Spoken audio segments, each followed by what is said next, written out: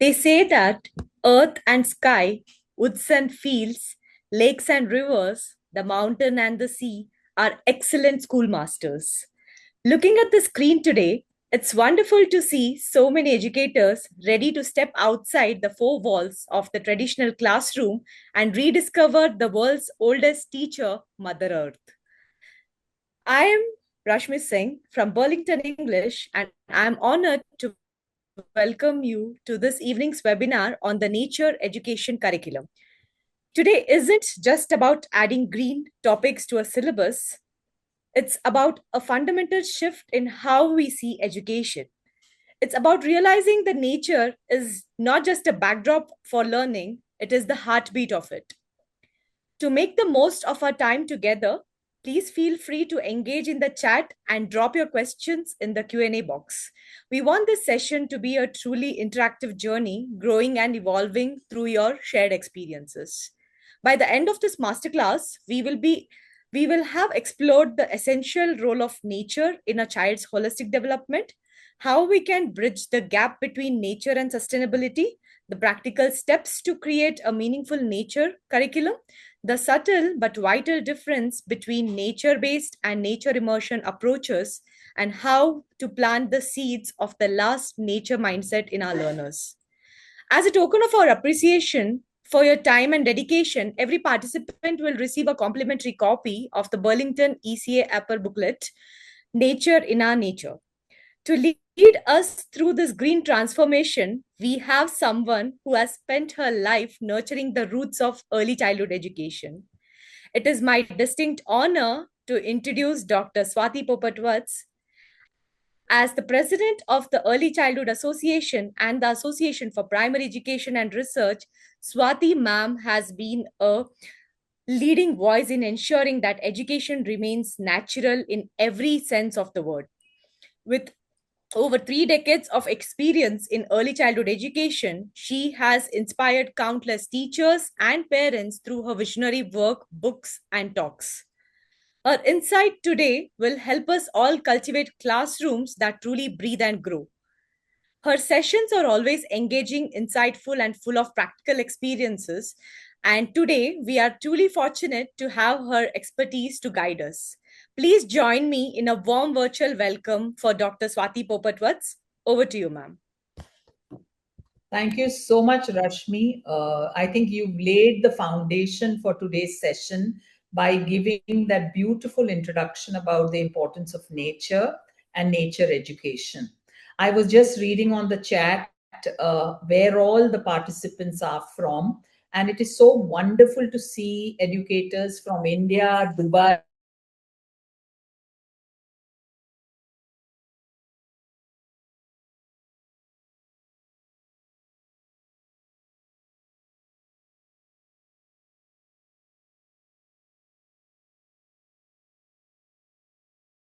all we can say is let's all pray together that the world comes back to its senses. If for nobody else, then at least for our children. I am so happy that Burlington always supports the right things in education. I think that tagline which they have, a publisher that cares, that best says everything about what Burlington believes in education. And I'm always with people, public companies, publishers who keep children at the center of it all. Nature in our nature. We always talk about the importance of environmental education. We always talk about the SDG, which means the Sustainable Development Goals. And we talk about forest schools coming up now abroad. But let's understand that if we truly believe in protecting nature, in ensuring that children have a future that has nature, we need to understand nature not only around us, but in us. And that is exactly what the Indian knowledge systems teach us. So, my session today is going to be a combination of nature, Indian knowledge systems, neuroscience, SDG, Montessori, and so much more. And if you were to ask me, who is this session meant for? It's not only for early childhood teachers, it is for everyone who calls themselves an educator, a parent, or a human being. Because if we don't take care of nature, then nature is not going to be taking care of us. And this realization, the faster we reach it, the better it's going to be for all of us and our world. So let's go to the next slide. Today, Rashmi is going to help me with my slides. Thank you so much, Rashmi. Let's see the next slide. And let's understand that why are our children not growing up with the right connect with nature? So, if we were to ask, what does nature actually mean to today's children? These are some of the words that many people will agree with: unproductive, off limits, it's alien to them, it's cute. So, we do these cute nature activities. Is it dangerous? What does it actually mean? Or is it something that they only see on television? Animal Planet, Discovery. Is it something that they only see televised? Let's see the next slide. What have we done to our children when they interact with nature? So, what has happened? We have, as educators and parents, we become highly protective. We want to keep children safe from everything. So, we tell them things like don't play in the sun, don't touch that tree, don't play in the grass, you'll get dirty. Go and play outside, but don't come back with dirty clothes. Now, when these things are told to children about going out and playing or playing with nature, what happens is children become a little wary of nature. That should I be climbing that tree? What if I get hurt? What if there are insects in that? Etc. When we were young, I'm sure most of you will remember that we used to indulge in something called risky play. What is risky play? Risky play means when you see a small hill, you want to climb it. When you see a tree, you want to see how it would be to climb that.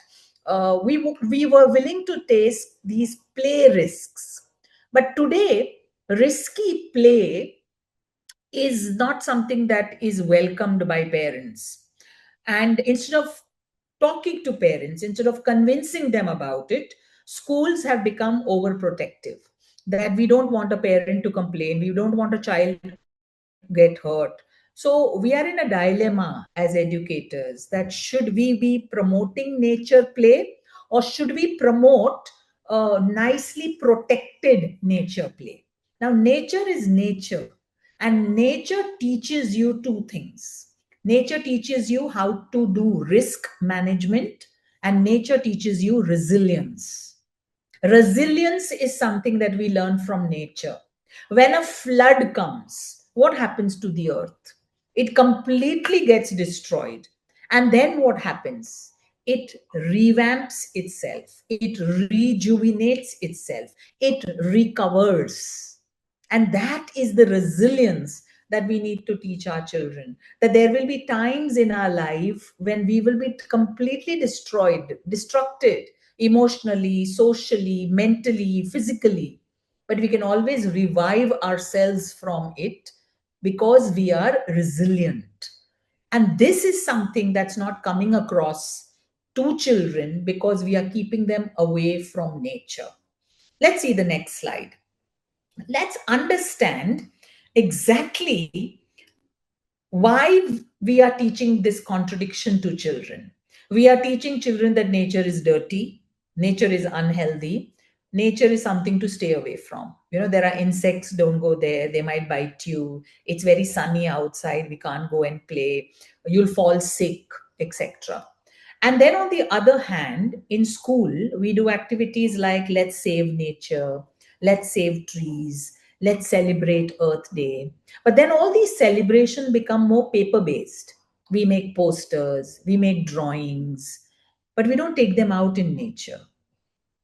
Yes, some schools have now started taking children out to do gardening, to plant a tree, etc. But then they still become fun activities. They are not part of the curriculum, they are not part of everyday life. And this is where all of us need to sit up and take notice. Let's see the next slide. For almost 8 years, we used to have schools in the UAE, and you know how hot it can be in UAE, but still, schools will take children out to play, but with the right protections that you must wear your hat when you are playing outside. They would play for 5 minutes, they would play for 7 minutes, but nature was never treated as you can't do this. Similar with the forest schools across the world, you would see children playing in snow, in bad weather. They go outside because they learn that it's not always okay to wait for the good weather to come. All kinds of weather can be played in. You just need to take the right protection. Now, why should children go out and connect with nature? One of the books that I would advise all of you to read is this book, The Last Child in the Woods. It's written by Richard Law, and it is such a well researched book, and it talks about nature deficit disorder.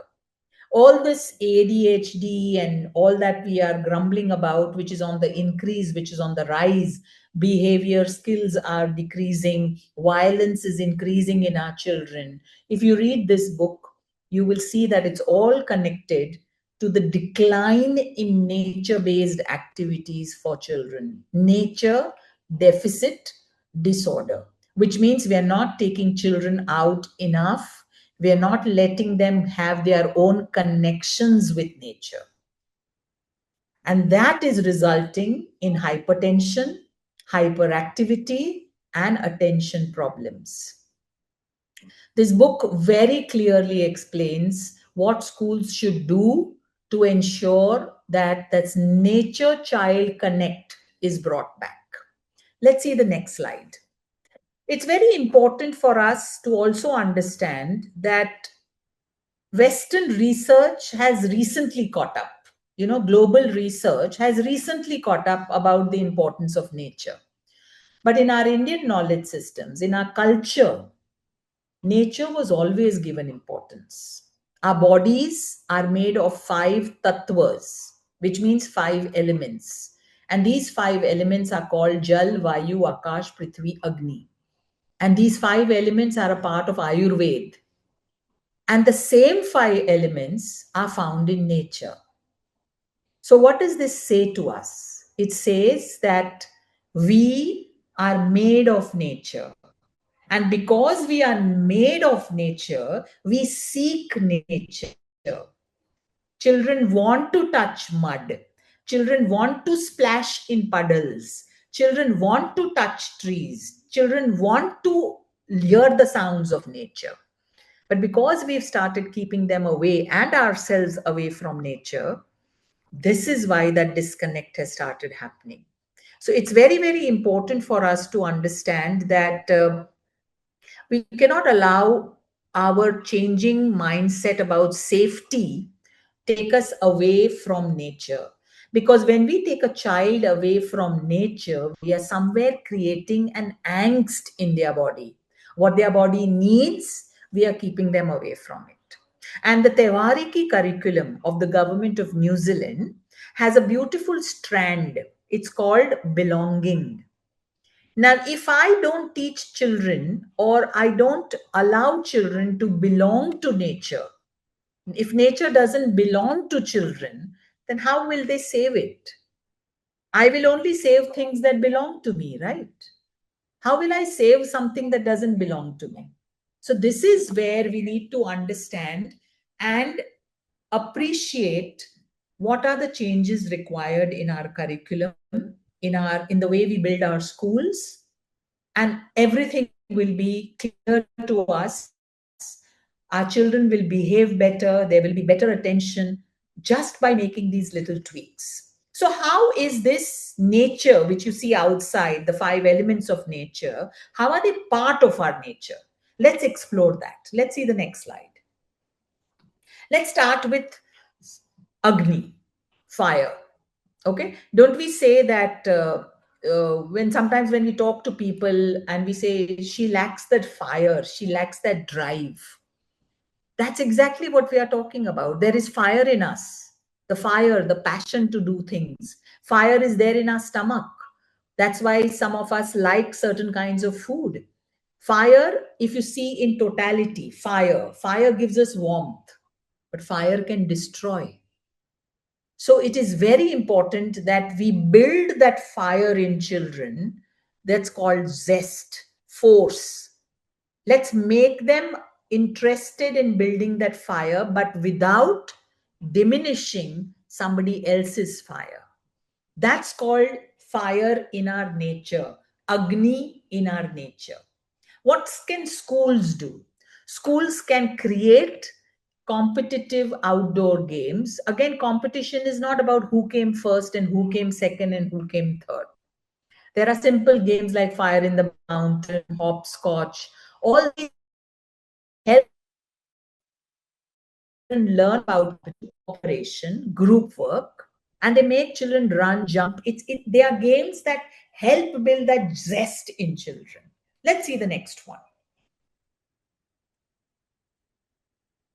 Let's understand Akash, sky. What does it mean for us in our nature?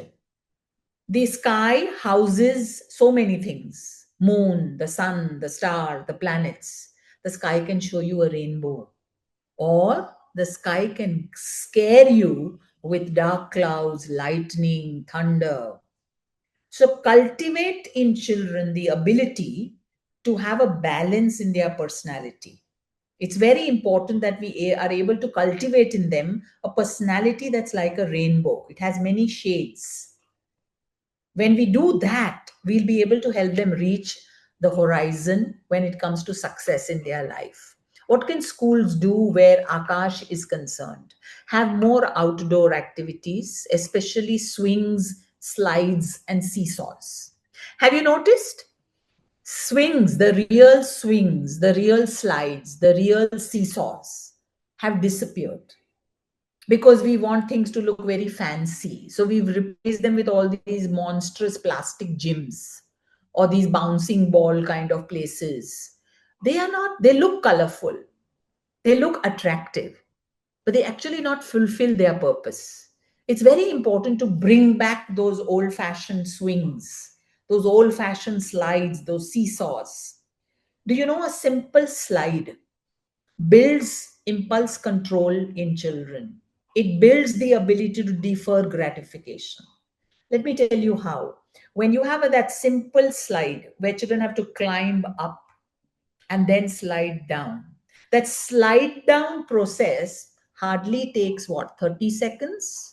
But then I have to wait in a line because there is a line to climb up. So I am learning about impulse control. I have to climb the stairs, which means I have to climb the steps to reach my pleasure, which means I am making an effort to get that pleasure. So there's effort before the pleasure. So wherever when we talk about these slides, seesaws, and all, why were they put in children's parks? They were put because it builds the personality of children. They are not just for fun. So it's very important for us that when we talk about school design, when we talk about school curriculum, both need to be integrated together for us to get nature back in children's lives. Let's see the next slide. Let's talk about the next tattva, which is Prithvi, Earth. Earth has a balance of great resources, but the earth can never fight back. We have children who have a lot of talents, just like the earth has a lot of resources. But the earth cannot fight back. When people take advantage of the earth is not able to fight back. Let's not do this to our children. Let's give them the ability to voice out against discrimination, against exploitation. And when will I be, as a child, able to voice against discrimination? When I will first start voicing out against discrimination done to the earth. If you want children to become protectors, they need to understand, why am I protecting something? And when I start protecting the earth, I start protecting myself because I understand the connection between the earth and me. What can schools do from a young age? Why do we stop having sand play and mud play only for the early years children? Have you ever tried to have your sports day tug of war in mud? Try it with the ninth and 10th standard students and see the fun that they will have. Have them do it in wet mud. The slipping, the fun of getting that dirt in your hand, the competitive spirit, which is still fun. You're slipping more because you are in mud. Now your hands are muddy, so your hands are slipping on that rope. Oh, it's pleasurable. You've completely immersed yourself not only in the activity, but nature has come along with you in that activity. Help kids connect. That's very important. Help children connect. Let's see the next slide. Jal, water. Have you noticed whenever you go for boating in a lake, what's the first instinct? Your hand wants to go in the water.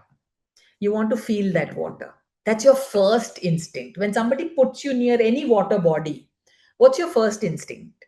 You want that water either in your hands or on your legs or on your body.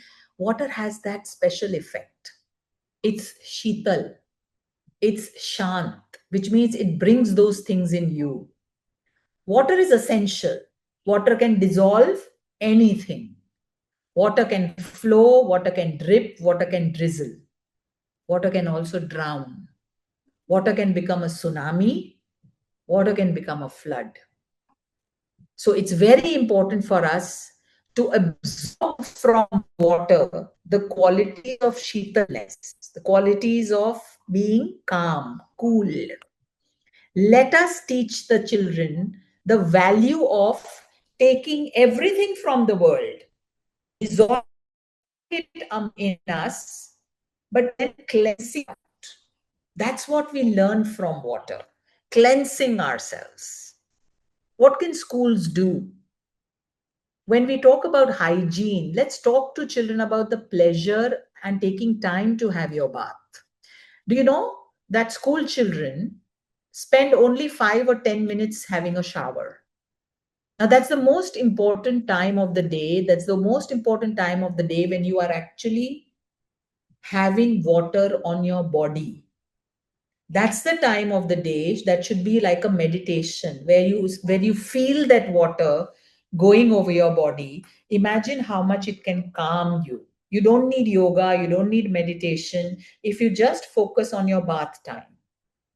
And I want all adults listening to this to try it. Tonight, before going to bed, take a shower and take a little warm, lukewarm water and pour it on the nape of your neck. And close your eyes while you are pouring that water. And tell me how much calmness you will feel, how you will see the stress completely leaving your body. We don't teach this to children about bath time. Take your time when you are sipping that water that you are drinking. Let's teach children how to become water detectives, to find where all in their life can they save water. Through this, and you will have water in them and water around them. Let's see the next slide. And the last one, Vayu or air. Air is everywhere. Everybody needs air, but nobody can see air. Look at this. We all need it, but we can't see it.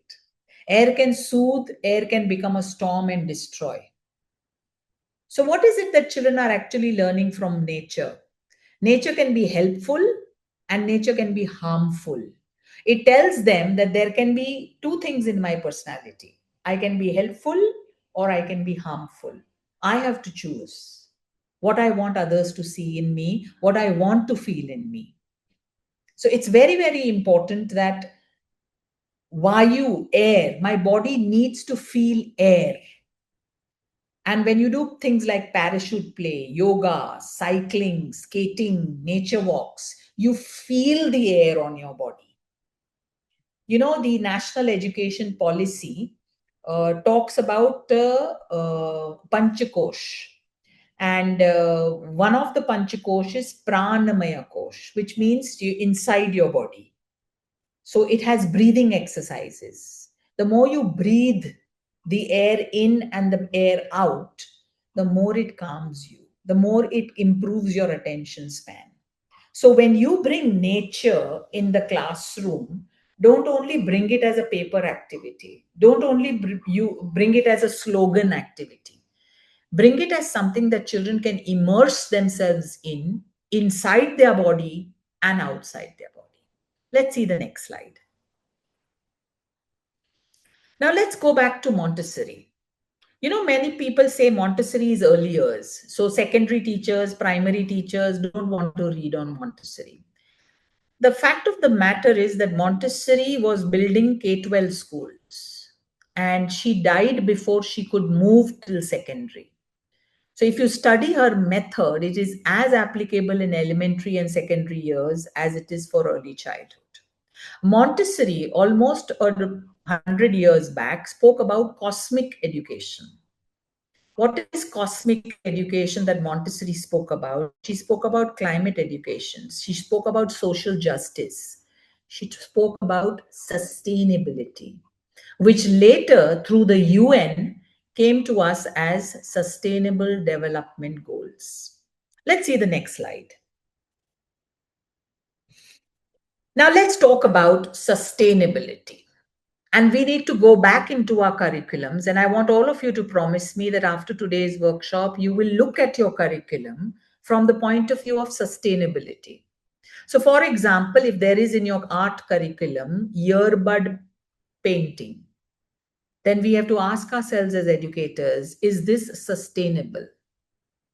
Do I really need to buy earbuds and then waste them and create that many number of wasted earbuds in my dustbin just to have this activity? Or can I ask children to take their little finger, put it in paint, and do the same dots? This will help their fine motor development. This will help their grip development. Why do I need earbuds? Is it sustainable? Let's see the next slide.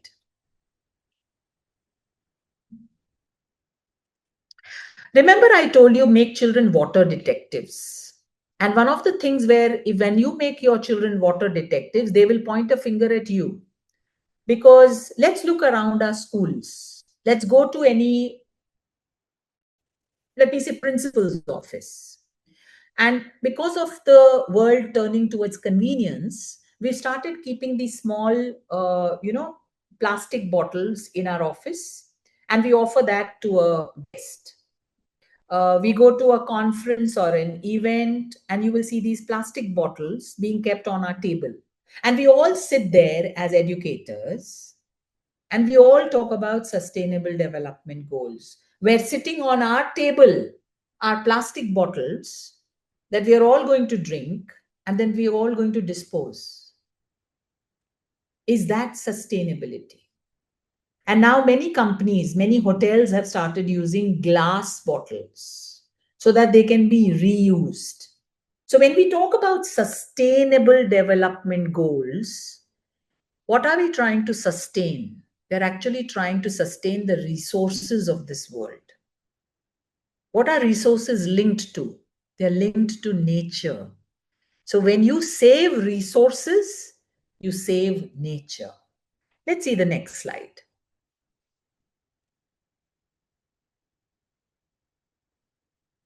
Let's look at this. Let's look at our curriculums and ask ourselves, do I really need to do leaf printing? How am I helping the tree by taking its leaf and printing with it? Wouldn't that leaf have been better off in the mud because it would become manure? Do I really need to bring it in my classroom, make children paint with it, and then throw it in the dustbin? Am I sustainable? What about printing with food items, potato printing? And I see a lot of this on Pinterest, especially global schools. They take these macaronis and then they make children make necklaces out of it. Looks good, but is it necessary? Is it sustainable? Are we teaching empathy to these children? That there are thousands of children in this world who don't get food. And here you have these children who are making macaroni necklaces. Is it fair? Is it sustainable? Are we teaching them good values? These are the things that we have to think about nature in our nature as educators. Let's see the next slide.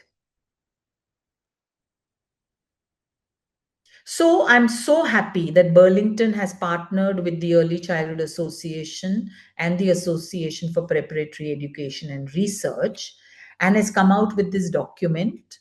It is not only a document, it is a movement. What is this movement about?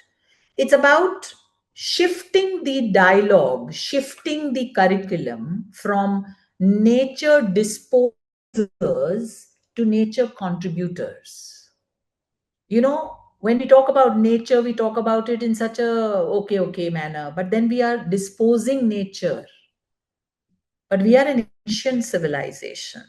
Vishwa Guru, that's what we are. We don't just study nature, we revere it, we pray to it. So then, why are we turning our children into consumers of nature? When did we stop preparing them to be guardians of nature? Isn't that what the Sustainable Development Goals are also telling us? It's nothing new. We always used to revere and guard nature. But from that, because of silly activities, silly ideas that we didn't think through, we turned children into consumers. Let's see the next slide. Let's also talk about Piaget. I always urge educators, even principals, I say, should study Piaget. Piaget is the father of cognitive development. And Piaget studied children to understand that in the very young age, children have a stage called centration. Centration means they cannot focus on two concepts at one time, which means they cannot understand that if you're asking me to eat all my food so that I don't waste it, then you can't give me food to waste in an art activity. So you're confusing and conflicting children. And if children grow up with these conflicting concepts, then they cannot become nature warriors. They cannot save nature. So let's see the next slide. Yes, I fully agree with Vaishali that we need change in teacher education. We don't teach all these things in B.Ed courses. Isn't it sad? So, what's our new goal? What is Burlington and ECA wanting schools to do now? Our new goal is the contributor mindset. It's very easy to hang a poster and make a poster competition, save the earth. But let's realize in these posters also, you are wasting paper, you're wasting ink, which is not sustainable. So let's teach them that sometimes the best way to love nature is to leave it where it belongs. And I'm going to take you now into a world of nature activities which are so different. Let's see the next slide. Let's see this. I'm going to teach you 3 reflective nature activities which will move our children from being consumers to contributors. Let's see the first one. And any age group can do this. You can take them on a nature walk. It's called the Nature's Postman Walk. Now, instead of a nature hunt, you know, a lot of schools take children on a nature hunt and they say, if you find a leaf that looks like this, let's pluck it. So, no, we're not going to collect nature. We are going to contribute to nature. So, we are going to turn this nature hunt into a delivery mission. We're going to tell children that they are the postmen for nature earth. What are they going to do? If they find a twig on a concrete path, their job is to deliver it back to the base of a tree from where a bird can pick it up to make its nest. If they find a leaf somewhere, they're going to go and put it back in the mud so that it can become manure. What's the lesson in this? This addresses and gives them a goal that I am helping nature.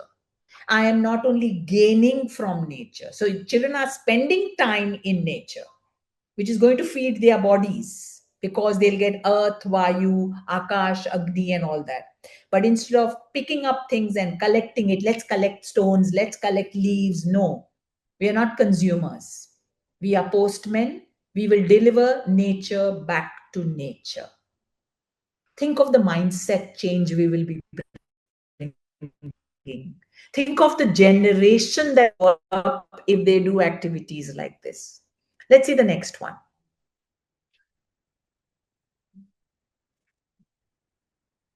So the next activity is called shadow art.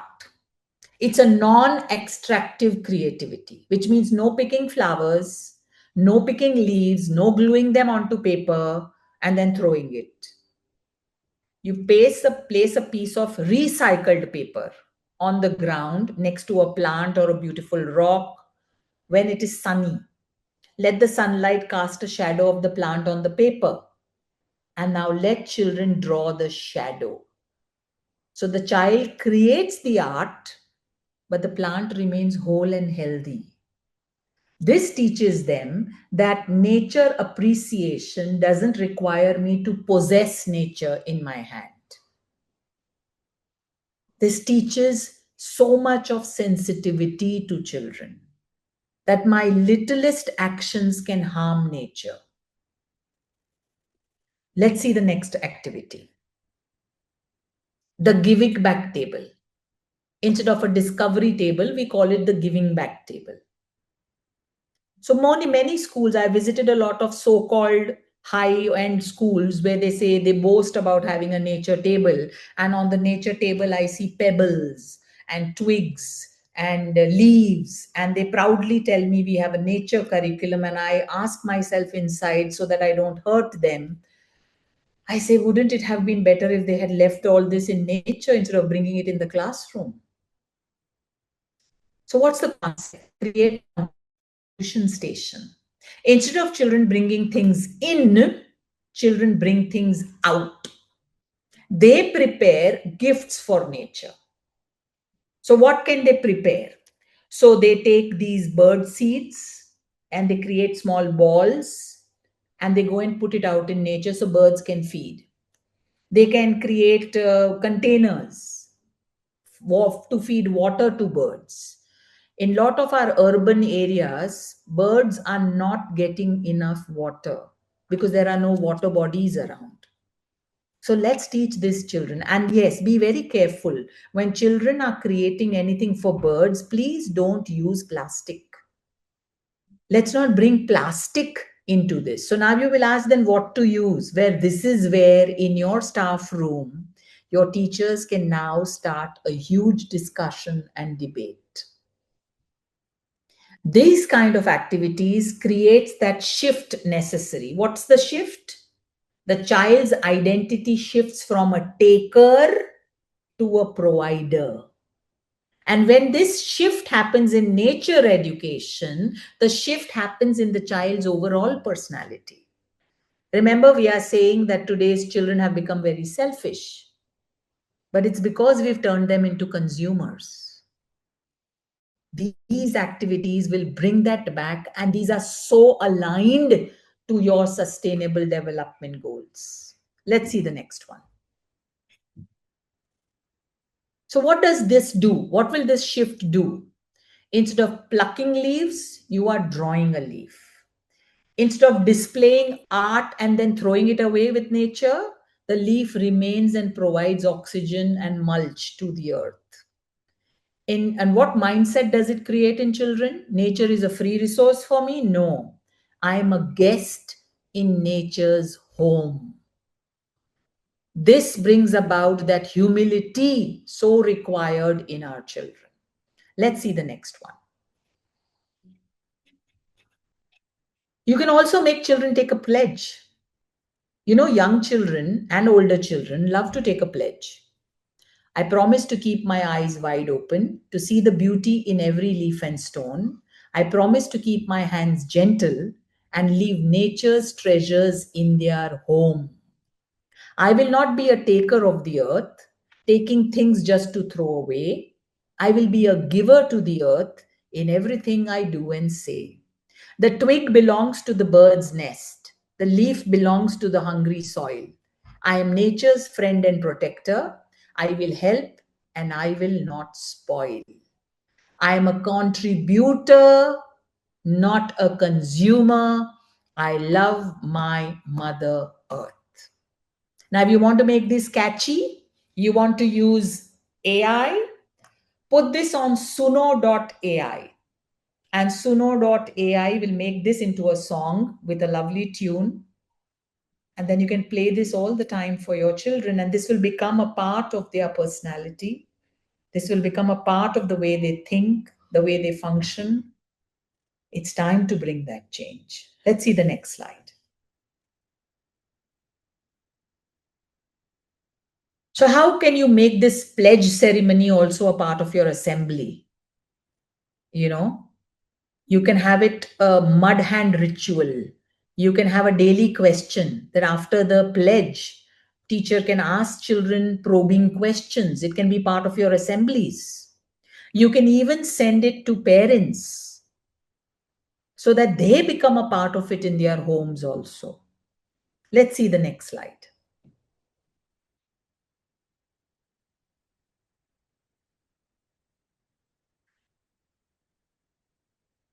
Why is it important to involve parents? Parents often think that learning is all about something that I can see physically. I think that's why schools started doing all these art and craft activities, because you want to show the parent that yes, something was done. Parents want proof.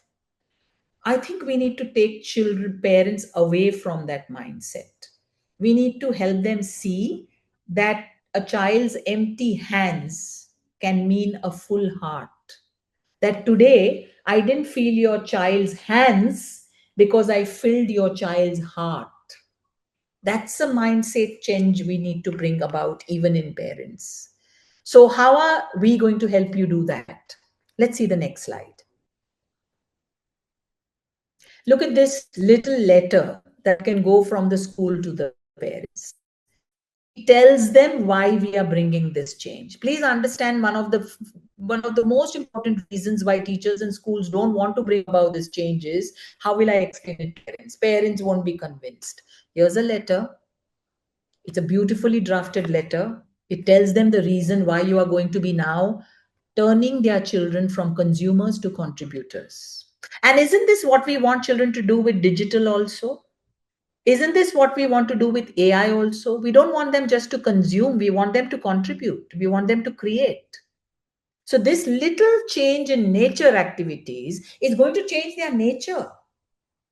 It's going to make them better when they deal with anything. Let's see the next slide. It tells parents what they can do at home. So, this letter not only explains to parents what, but it also tells them how. How can you help the school now at home? So, look at the activities. There are 5 activities given to the parents. You can change them as per the age level of the children, but you can make it a whole school project. Don't only limit it to your early years. Let's see the next slide.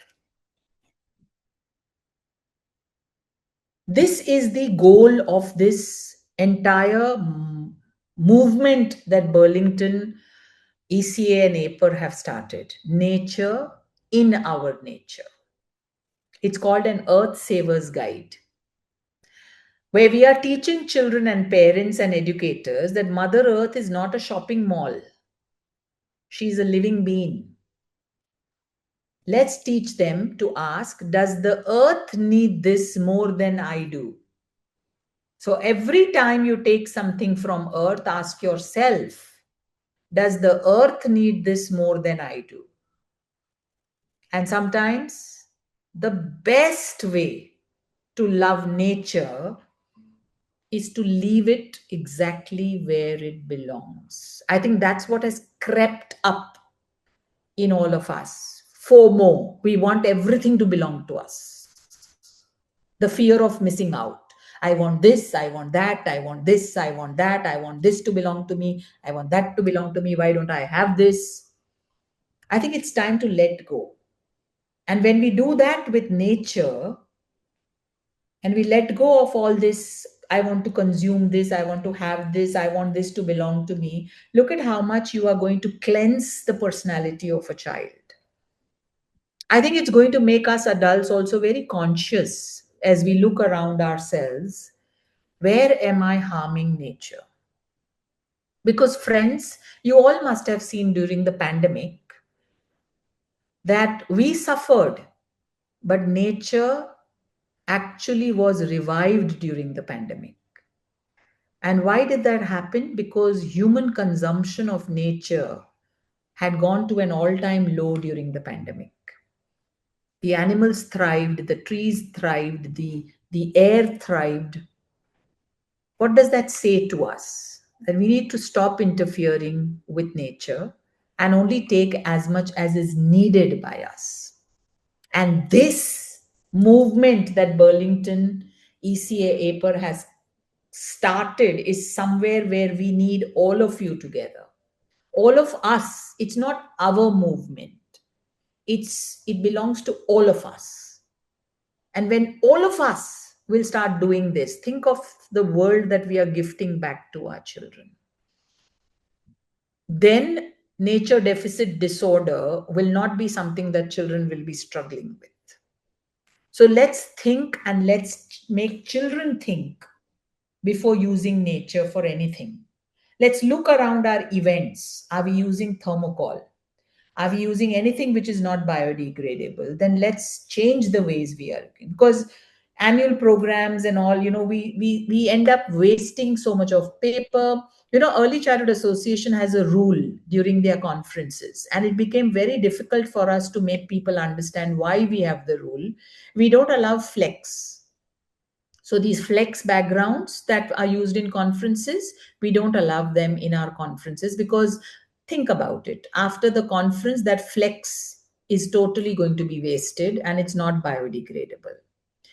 We don't use lanyards, those name badges, lanyards, because for a one day conference, you invest in these lanyards and then you throw them.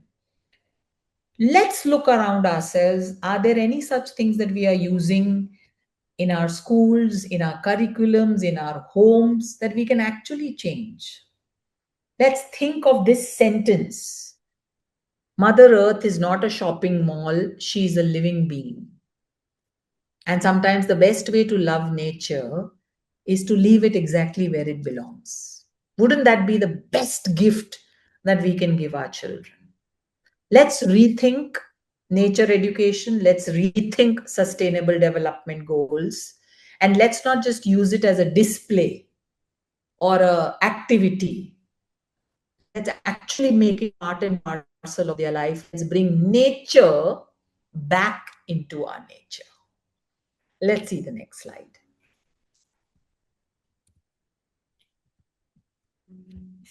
Ma'am, we have come to the end here. Yeah. Yeah. I would also like to point out to all of you that I have dressed in nature colors today because the theme was nature in our nature. And I have purposely put green color specs because I wanted to be part of the theme. Uh, but if you will see my photographs over a period of 10 years, you will see that I still wear the same clothes because I don't dispose of clothes until they completely get worn out. That's the way of sustainability. A lot of people tell me, oh, that event also you wore the same clothes. This event also you wore the same clothes. For me, it's not about the number of clothes I have. It's about the number of learnings that I have that will add to my growth. So let's think of sustainability. Let's think of it in our daily lives. And I would love to hear from you all. How did you like the workshop? And what is it from this workshop that you will implement in your schools, in your lives? Because Burlington, ECA, APER are going to be jubilant if we can make this into a movement, because this is what is required for today's children. And this is exactly what is required to bring a better world for today's children. Nature in our nature. Over to you, Rashmi. Thank you, ma'am. We have a few queries and requesting other educators to please add your queries to the Q&A section.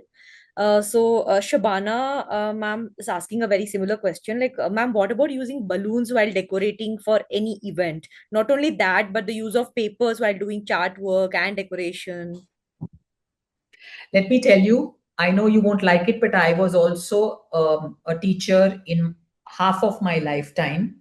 I think teachers waste the most amount of paper because we are so desperate to have colorful classrooms and stuff like that.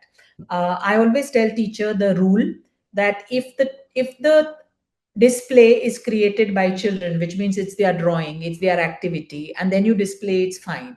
But you know those borders that teachers create, then they add flowers to put in between the borders. That's wastage of paper. So let's be a little conscious about that. Let's display only children's work, their voices. Let's not add our own bit of creativity to it. And balloons is something that I am totally against. I think they are not only a wastage of the environment, they are a wastage in many ways, because if they are balloons blown by somebody's mouth, you are spreading disease. And if they are balloons blown with all kinds of machines and all, they're still very dangerous. So, Vaishali ma'am, you're asking for the PDF of today's shared ideas. So, you will be getting the booklet which ma'am just mentioned. So, please wait for it. Yes, all of you are going to get this PDF of all the. I know you all, I could see that excitement in all of you all when you all saw the activities. And I was so happy to see that excitement. And you're all going to get a PDF copy of that, because we want you all to become part of this movement. In fact, I would go a step further. If you all can send your logos to Burlington, or we'll work it out, we can create a poster that will have these logos, that these are the number of schools who have become a part of this movement. We want that. I want you all to have a FOMO in that are we a part of nature in our nature or not? So, ma'am, educators are actually walking with us. So, there's one more question from Sarika, ma'am. Can we use some of the ideas of these slides which you just presented to impart the presentation to our parents and even for the teachers? Please use the whole PowerPoint. All my PowerPoints are at your disposal. You can use it wherever you want. Namita ma'am wants to know, can we use paper mesh? You can use whatever you want, but think about it. Two questions to ask for any art activity or any activity in the school. Do I need to do this? Is there a better option to do this? Once you ask that, half your problems will be solved. Yeah. Paper cups. I like that question. Can paper cups be used? Why would I want to use paper cups? Why would I want to use paper plates? You know, I recently pulled up my own curriculum developers because they had used paper plates for an outdoor activity in which they painted the paper plates with different colors, and then the children had to step on it to, like a game. And I said, why did you use paper plates? Why didn't you use your wastage? When you do creative activities, you do use colored paper. Why didn't you cut out from that and use that? Why did you buy paper plates, then color them, and then after the activity you will throw them? How is this sustainable? Why am I buying a resource which is not meant for use as its use? So paper plates are for eating. Now I'm using it to make children stand on it. So as an educator, what am I doing? Same goes with paper cups. And then a lot of people tell me, no, ma'am, we use disposed ones. In today's world where disease is so rampant, do you really want to use disposed, used paper cups and paper plates? I don't think it's hygienic.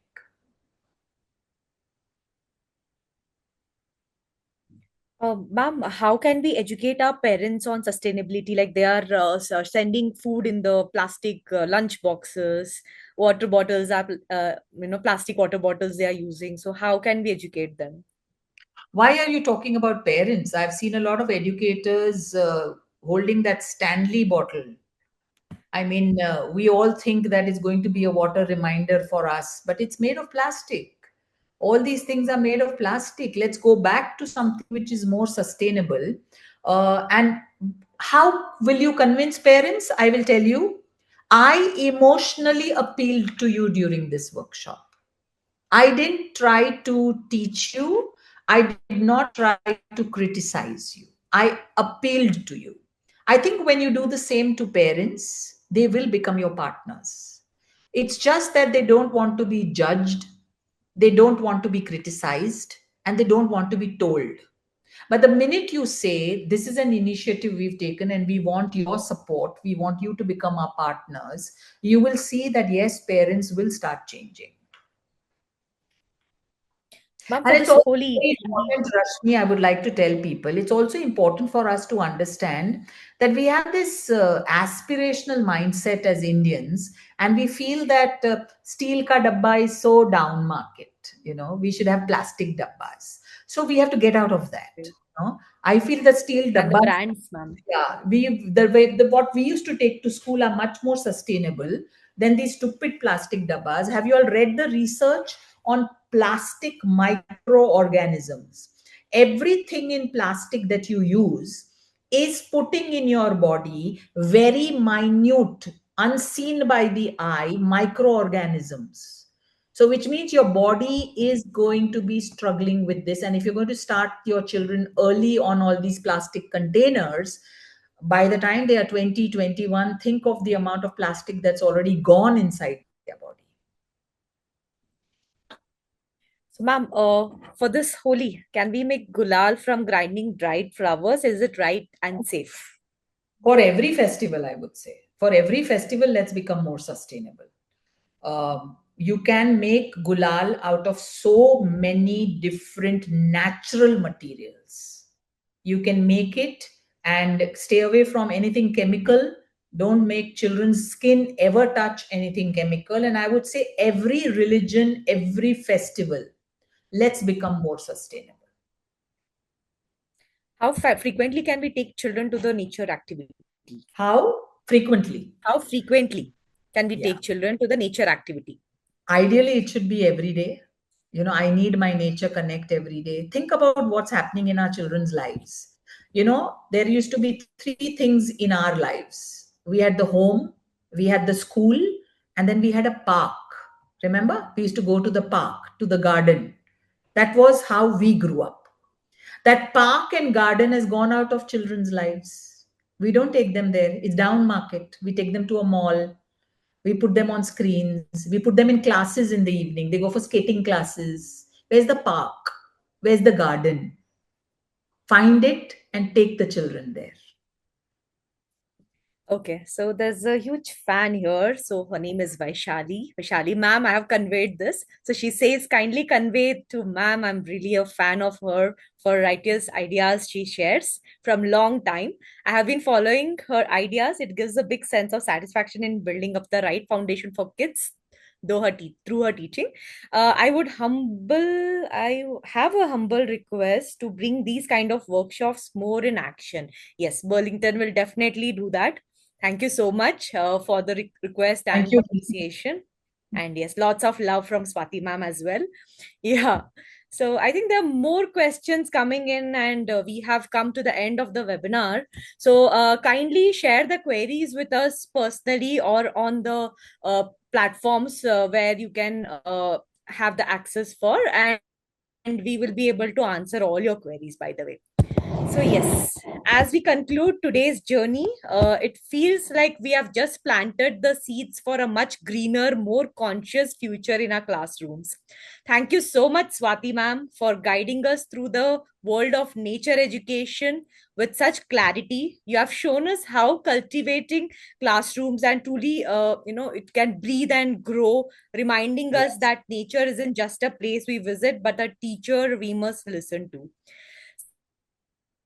So, yes, for the educators, I also have an exciting announcement. We have been overwhelmed by the incredible creative videos coming in from students in grades 1 to 8. Because of this amazing response, we are extending the contest deadlines to March 7th. We can't wait to see even more of your students' brilliance. And a heartfelt thank you to all the educators who joined us today, and your engagement and passion for bringing the outdoors in this session has made, it has created incredible impact. For the Thank you. recording of and follow Burlington English on social media, let's carry forward today's message to nurture learners who are connected, conscious, and committed to the world around them. Thank you once again. Wishing you all an inspiring and green evening ahead. Thank you. Thank Absolutely. you, ma'am. Bye-bye. Bye.